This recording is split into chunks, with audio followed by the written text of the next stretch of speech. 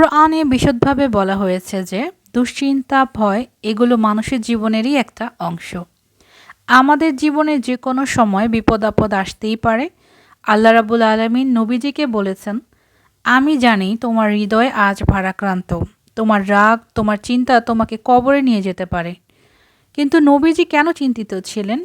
টাকার জন্য? না। তিনি কেন রাগান্বিত ছিলেন? কারণ মানুষ তার কথা শুনছিলেন না, ইসলামের পথে এগোচ্ছিলেন না। এজন্যই আল্লাহ বলেন, তুমি এদের চিন্তায় মরতে বসো না। মুসা আলাইহিস সালামের মাকে আল্লাহ রাব্বুল আলামিন বলেছিলেন, আমরা মুসাকে তার মায়ের কাছে পৌঁছে দিলাম যাতে তার চোখ শীতল হয়।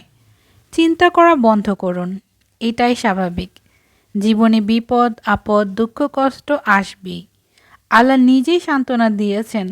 যখন ইয়াকুব আলাইহিস সালাম তার পুত্রকে হারান, তার চোখ সাদা হয়ে গিয়েছিল তার পুত্রের জন্য কান্না করতে করতে। তার কষ্ট এতটাই প্রকট ছিল যে সে অন্ধ হয়ে গিয়েছিল। মরিয়ম আলাইহিস সালামের কথাই বলি, যখন তিনি কুমারী অবস্থায় আল্লাহর ইচ্ছাতে গর্ভবতী হন, পুরো সমাজ তাকে একঘরা করে দেন। তিনি একা নির্জন এলাকায় বাচ্চা প্রসব করেন। তিনি জানতেন না তার এবং বাচ্চাটির ভবিষ্যৎ কী। আল্লাহ বলেন, চিন্তা করো না, আমি তোমাদের সাথে আছি। এখানে এটাই বোঝানো হয়েছে, বড় থেকে বড় ব্যক্তিগণেরাও জীবনে বিভিন্ন সময়ে বালা মুসিবতের সম্মুখীন হয়, আর এটাই জীবনের একটা অংশ।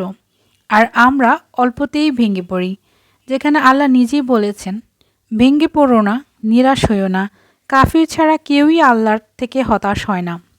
তিনি কি একমাত্র ইলাহ নন, যিনি অশান্ত হৃদয়ের প্রার্থনাকারীটাকে সাড়া দেন এবং দূর করে দেন তার দুঃখ দুর্দশা।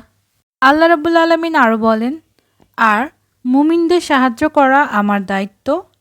অবশ্যই আমার প্রভু অতি কাছে এবং ডাকে সাড়াদানকারী। নিশ্চয় আমার প্রভুর দোয়া শুনে থাকেন। আসলে সাহায্য তো আল্লাহর কাছ থেকেই আসে। তোমাদের প্রভুকে ডাকো বিনয়ের সাথে এবং গোপনে, তাকে ডাকো ভয় এবং আশা নিয়ে। অবশ্যই আল্লাহর রহমত কল্যাণ পরায়ণদের খুব নিকটে। যে কেউ তার প্রভুর প্রতি ঈমান আনবে, তার কোনো ক্ষতি বা অন্যায়ের আশঙ্কা থাকবে না।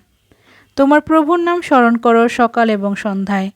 তোমার রবের কাছেই নিবেদন করো তোমার সমস্ত ইচ্ছা এবং প্রত্যাশা। তাহলে চলুন না আমাদের সমস্ত রাগ, কষ্ট, চিন্তা আল্লাহর কাছে ছেড়ে দিই, কারণ তিনিই উত্তম প্রতিদানকারী। আমাদের ভাগ্যে যা আছে তাই হবে, আর সেটা অবশ্যই আল্লাহর ইচ্ছাই হবে এবং ভালোর জন্যই হবে।